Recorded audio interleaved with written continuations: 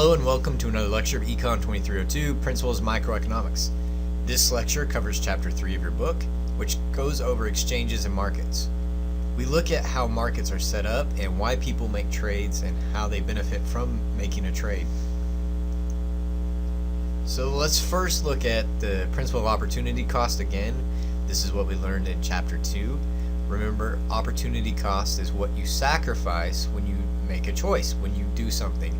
For instance, listening to this lecture, you are sacrificing sleeping, working. Maybe you're sleeping while you're doing the lecture, maybe you're working at the same time, but maybe it's sacrificing working or sleeping very well, or listening to this lecture well. Whatever you give up, if I were to take a day off of work, then the opportunity cost of taking a day off is working and that lost wages. So what we do know is that whenever we make a choice and we specialize in that choice, or for instance, we become very proficient at that particular thing, what happens is that we're able to trade at a much better rate. And what I mean by that is, let's say I am very knowledgeable. I have a lot of human capital in the trade of economics and finance. I have a master's degree in economics and finance. Because of that, and I've specialized in it, I can sell that to students who in turn will pay me, and then I can use the money I gain from teaching economics to maybe fix my plumbing, or fix my fence, or eat out, eat at Taco Bell, etc. What I'm doing is I'm specializing in a specific thing, and then I get an advantage by doing that. An opportunity cost of doing the other thing is just so low that I don't do that other thing, and I'm able to create wealth. We're going to look at that a little bit more closely, but that's essentially what we talk about, or what we mean when we talk about specializing. So, for example, I'm going to give an example from the book and go over it. If you look at table 3.1, which comes from chapter 3 in your book, you will see productivity and opportunity costs. And we have two people and they're trapped on this island, and essentially the only two things that they can produce are coconuts or fish. If you'll look at it, Fred can produce 2 coconuts. If that's all he does one day, collect coconuts, he can have an output of 2 coconuts per day and 6 fish. Well, just looking at that at the surface level, obviously he should go for fish, right? Well, Kate, on the other hand, she only can produce 1 coconut and 1 fish. Looks like Kate is out of luck. She really doesn't produce very much. Well, what we can tell is that one has an absolute advantage and one has a comparative advantage. What is a comparative advantage? That's the ability of one person or nation to produce a good at a lower opportunity cost than another nation or person. Essentially, what I was talking about earlier, you specialize and then you're able to trade for that other item. Let's look at that before we look at this big table here. Let's go back to figure 3.1 or table 3.1, and I'm going to try some screen options with the highlighter first. Let's look at fish first. Remember, a comparative advantage is the ability to produce at a lower opportunity cost than someone else. So when Fred specializes in fish, his opportunity cost, that's what we're looking at, not the complete output, is 1/3 coconut. Meanwhile, if Kate were to specialize in just collecting fish, her opportunity cost is 1 coconut. So let's look at that. What happens is we have an opportunity cost of 1/3 coconut and an opportunity cost of 1 coconut. If you recall, the comparative advantage is the ability for one person or nation or business to produce at a lower opportunity cost than someone else. So in other words, if we go back to this slide, Whoever has the lowest opportunity cost has the comparative advantage. Well, when it comes to fish, Fred has the comparative advantage. Well, let's look now at something different. Let's look at actually the opportunity cost. Remember the opportunity cost of coconuts. When it comes to Fred, it's 3 fish. That's what he gives up when he collects coconuts. The reason being is he can trade for a couple. If he gets 1 coconut, he can trade for some fish, etc. With Kate, if she specializes only in collecting coconuts, she has an opportunity cost. What she gives up is 1 fish. The reason being is she can't really trade. With 1 coconut, she has to give up that for 1 fish. So if we look at that, Fred's right here is 3 fish. That's the opportunity cost of coconuts, so 3 fish. Meanwhile, Kate's is 1 fish. Well, now, what is greater, 3 or 1? Well, obviously 3 is greater than 1, so we see that Kate now actually has the comparative advantage when it comes to coconuts. So what we would say is that Fred should specialize in fish and trade with Kate to get coconuts, and Kate should specialize in coconuts and trade for Fred for fish. Even though Fred can actually collect more coconuts every day. The reason why we say this is that it costs Fred more. He gives up. The opportunity cost is so much. He doesn't want to waste his time doing that. And this is why we specialize. For instance, you may not want to specialize in changing your oil. You can do it.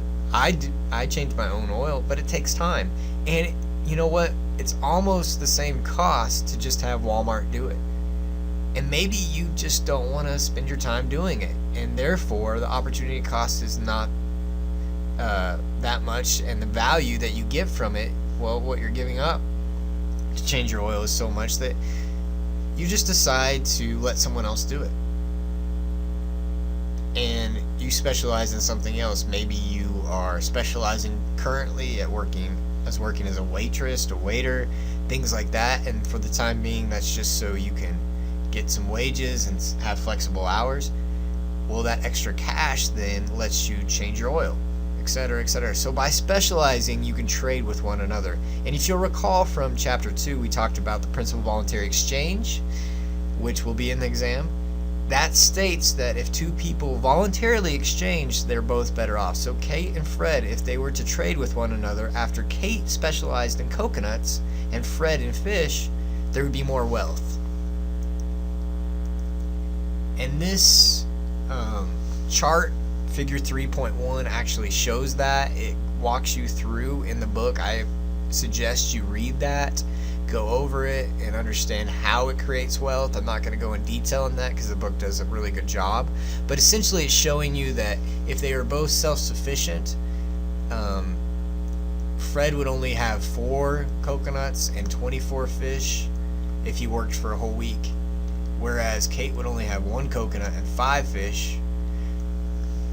But if they're willing to trade with one another, Fred will get 5 coconuts, which is more, one more coconut, and 26 fish, which is definitely more, 2 more. And Kate, on the other hand, will have 1 coconut, still the same, but 10 fish. She doubles her amounts of fish, right? More than doubles that amount.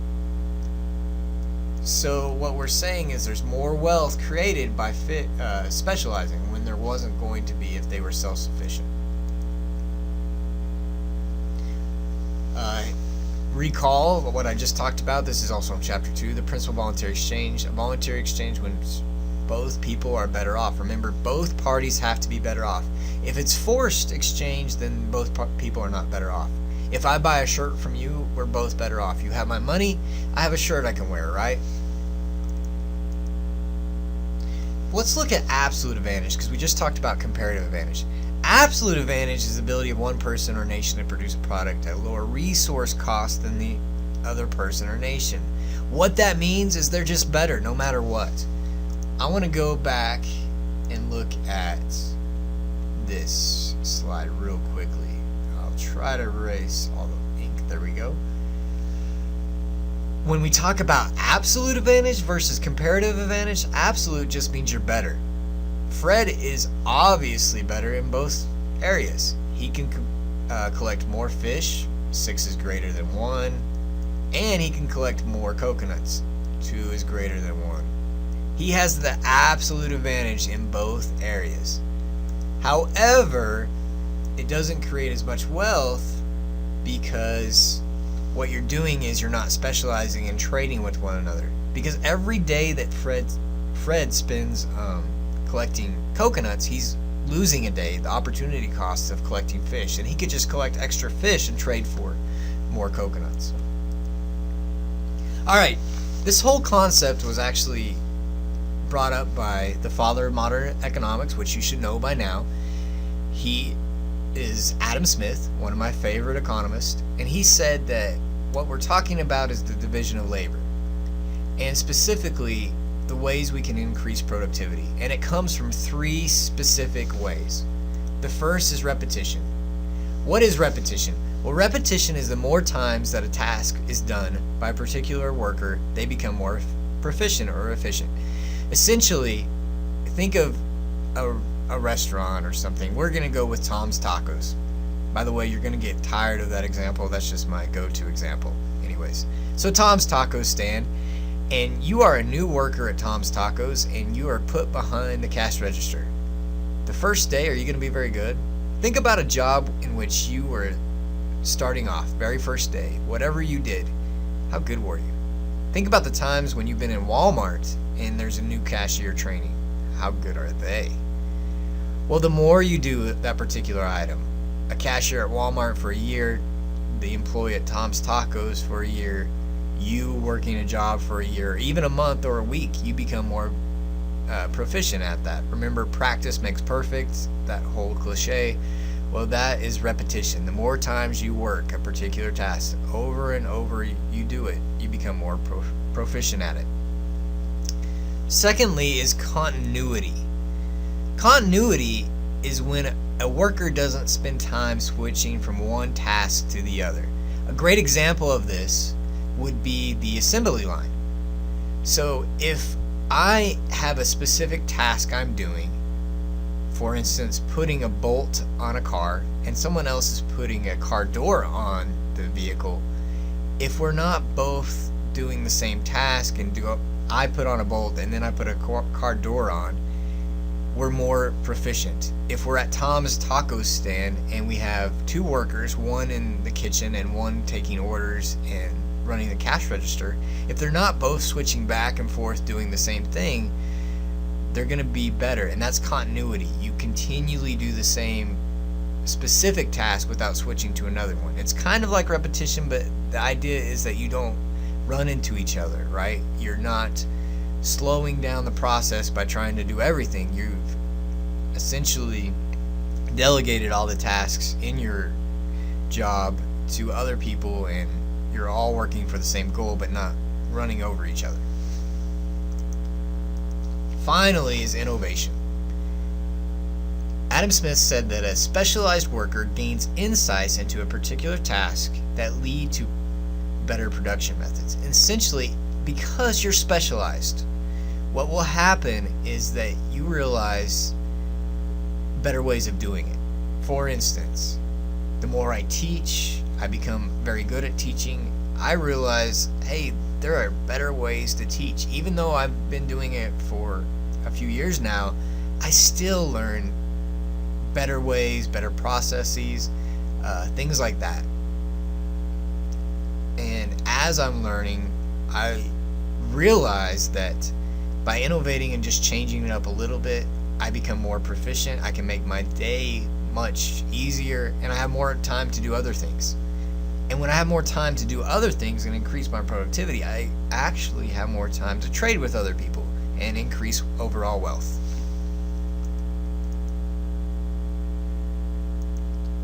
Alright, so there are 2 things that we know happen between nations because of comparative advantage.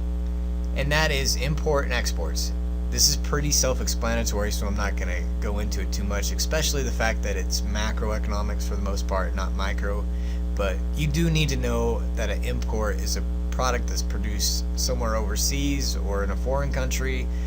I guess it could be land connected, so it could just be across the border, but it's a foreign country that's purchased by the home residents. An import. Things that say made in China are imports. And export is something we sell to another country from the home country. It's something that's produced here and we sell overseas or to Mexico, Canada, etc. That's an export. This happens because we specialize. If we don't specialize, then America makes everything themselves. The problem with that, and you'll hear people often say that, well, we need to make everything in America, is that if we specialize, we have more time to make the things that we can make more money on. We have cars, education, Facebook, social networking, things that other countries don't want to spend time on, and we can buy cheap things like coffee and goods like that. That's more macro, so I'm not going to get on too much of a soapbox there. Alright, outsourcing. This is when a domestic firm shifts part of its production to a different country.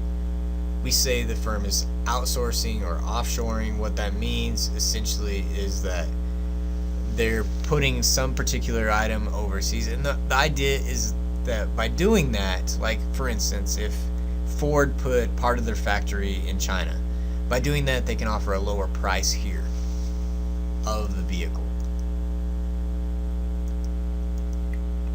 Here are just some facts that come from it. You don't need to know these. You can read them on your own time.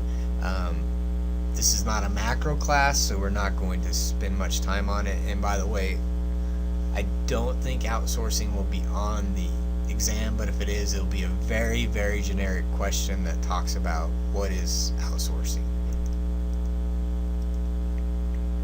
A market economy. You do need to know this. It's an economy in which people specialize and exchange goods and services. It's very good. In America, that's what we have. We have a capitalist society that revolves around a market economy. It enables me to specialize and trade what I'm doing, essentially. It's not regulated in the sense there's very, very specific regulations, although we do have a few things that make it better. For instance, contracts. We have a contract between you and I. Your contract is that you will pay a certain amount to take this class, and because you paid a certain amount, I will teach you a certain amount. And if you look at the core curriculum in the syllabus of this class, it says exactly what I'm going to teach you. That's a contract between us. Whenever you buy something, oftentimes you'll get a very extensive contract depending on what you buy. For instance, if you buy television, you're going to get warranty and things like that. If you're going to have a house built, your contractor is going to give you very specific things that are going to happen. If you're just buying something from Taco Bell, you're just going to get a receipt that says we gave you food. Insurance. This reduces the risk entrepreneurs face. It enables us to go out and produce more and buy things. A good way to look at insurance is just reducing the risk, and think of your car insurance. If I have absolutely no car insurance at all, I am not going to drive very safe, right? Well, theoretically. If I have absolutely no health insurance, I'm going to probably watch my health a little bit more. Or if I get sick, I'm going to just try to treat it with home remedies or over-the-counter medicine. However, if I have car insurance, then I'm not as worried if I get into scratches, wrecks, and things like that. If I have health insurance, I'll go to the doctor. If there's something really bad with me, then I'll go. When I was first in college, I didn't have health insurance, and there was one time where I had some kidney stones, and I really thought I could just wait it out, essentially. And turns out, no, that's not really smart to do, even if you're able to pass them. So insurance reduces the risk. Entrepreneurs are able to take more risks because of insurance. Patents. This also increases the profitability of inventions, encouraging firms to develop new products and increase productivity. This enables you to not copy someone else. A patent is something that's filed with the regulatory service of the United States, Patent Office, and essentially says you can't copy me. And if you copy me, I can sue you for trying to essentially make my item and sell it and try to make a knockoff of it, essentially. What we know is that by having some formal way of patents, people are willing to make something. Like, I'm willing to try to make a new way of doing something, even if I'm a small entrepreneur. Think of it this way. If I had a new way of, let's just say, studying, and I developed this new app that would teach you how to study in your sleep. I didn't spend a lot of money. I did it in my dorm room at college, and it was awesome. And I sold it for $1 a pop. Well, someone like Google, if I don't have a patent on it, can copy that, make it even better because they have a lot of money, and sell it for 50 cents. Because they're able to. They have more money, and they're able to just push me away and sell it to the masses. And therefore, I'm not going to invent as much and create a better lifestyle. So patents allow us to have confidence in our inventions and encourage us to be entrepreneurial. Accounting rules, not going to really dive too much into this, but you do need to know that because we have specific accounting rules, that provides investors who want to invest with you information about the firm. We'll talk more about moral hazard and things like that in the future and why accounting rules are very vital. But what I want you to know in a market accounting is that it allows me to know that your company is making money. You can't just say that you're making money and mess with the numbers or cook the books, for lack of a better term. You actually have to provide specific accounting rules, use an independent auditor. You have to have people come in and look at your taxes, things like that. And because of that, I'm willing to spend money on you. And it makes a very good, efficient market. People who try to cheat the system theoretically will be pushed out, and those who are doing things right will get more money to used from investors. A centrally planned economy. This is an economy in which the government does not allow the market economy to exist on its own. We actually have a centrally planned economy in the United States with education. What it is essentially when the government decides how much to produce, who gets it, and how we produce it. We can get into the whole idea under the education system, but let's just put it this way. The way our market works and the way our government works is the federal government has a division of education. They decide how much money to be spent, and they send it out to the states, who then set up a specific standardized process of education, and every single person in the United States is going to get a similar education, at least at the state level and region level. To an extent, I want to say that. What I'm getting at is we produce exactly what we're going to say. Instead of saying, you know what, instead of spending your money on taxes, why not pay for your specific school, and whatever the better school is, you pay more, and if you want to go to a lesser school, then you can and don't have to pay as much. That's a market system. Centrally planned economy is very socialist, and so we don't have too much of the United States, but we do have some. We have some in the healthcare industry, all of education, military is very centrally planned. There aren't people that say, well, we'll protect you for the United States as long as you give us money. No, we actually decide who is going to protect us as far as our own military and how much we're going to spend on that. In a very communist system that's centrally planned, what they would do is say how much corn we need to produce, how many engineers we need to produce, what we need to spend our money on, Think of Soviet Russia and how they decided how many tanks they wanted to produce. The Cold War, it was very motivated by the government and not by each person, and therefore we're not as productive. Because think of it this way: if you're going to give me $1,000 to build a tank for 10 months, and you're not going to tell me how many, or give me a bonus specific on how many tanks I build, I'm going to take my time. I'm not going to be productive. I'm not going to try to build it the best way I can, etc., etc. However, if you allow the market to decide whether we want tanks or not, you're going to get the best, because we're going to want to pay for the best, and it becomes very efficient. We'll look at that more in chapter 4. So what is the role of entrepreneurs? It's pretty big in a market economy, because we want entrepreneurs to go out there. We want entrepreneurial spirit. So prices and profits provide signals to entrepreneurs what to produce. If prices are high on a particular item, then more entrepreneurs are going to go out and try to produce it. If oil is found in Lubbock, then more people are going to figure out best ways and most cost-efficient ways to get that oil out. If there's no oil found there, then no one's going to go toward that particular route. If Facebook becomes very popular, more social networking sites are going to pop up because there's money in it. So in the market economy, where the money is and the profits are, then entrepreneurs are going to follow. These few things I'll let you read on your own. It essentially tells you that the market economy works very efficiently and how it works. If you have any questions, please feel free to email me. My email address is jkemper@southplainscollege.edu. You can also reach me via Twitter at Mr. Kemper. Thank you and have a nice day.